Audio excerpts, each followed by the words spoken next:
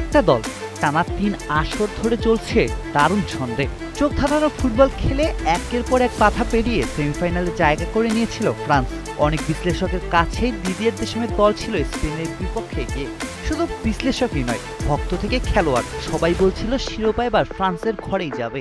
তবে মাঠের লড়াইয়ে সেই ফ্রান্সকে যেন কোথাও খুঁজেই পাওয়া গেল না।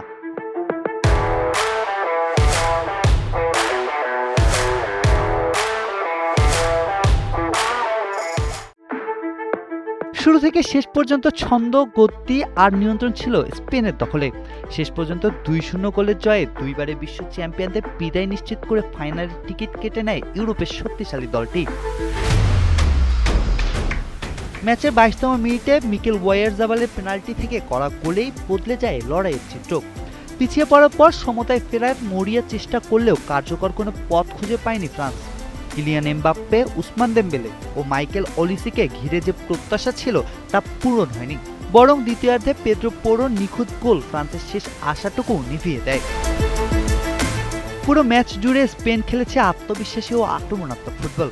শক্ত রক্ষণভাগ, প্রাণবন্ত মিডফিল্ড এবং ধারালো আক্রমণের সমন্বয়ে তারা ফ্রান্সকে প্রায় কোনো সুযোগ তৈরি করতেই দেয়নি। প্রতিটি মুহূর্তে ম্যাচের নিয়ন্ত্রণ নিজেদের হাতে রেখে দারুণ এক পারফরমেন্স উপহার দেয় ইউরো চ্যাম্পিয়নরা।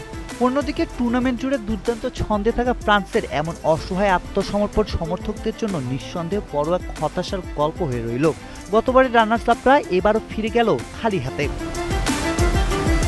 আর এই জয়ের মধ্যে দিয়ে স্পেন নিশ্চিত করল বিশ্বকাপের ফাইনালে নিজেদের জায়গা। আগামী রোববার রাতে শিরোপার লড়াইয়ে তাদের প্রতিপক্ষ হবে আর্জেন্টিনা ও ইংল্যান্ডের মধ্যকার দ্বিতীয় সেমিফাইনালের বিজয়ী দল। জুবাইর হোসেন বাপ্পি, কালের কণ্ঠ।